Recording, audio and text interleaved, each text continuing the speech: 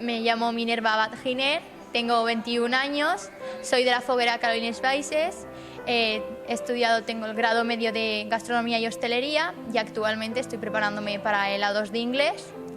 ¿Qué espero de esta experiencia? La verdad es que lo que estamos viviendo es único y creo que ahora mismo lo que me llevo son personas, que es lo más importante al fin y al cabo. Y el 24 de junio lo que me sugiere es un poco así agridulce, porque es como que tu año ya termina, pero es como el fénix que de sus cenizas renace y con él renace un nuevo ciclo, una nueva etapa.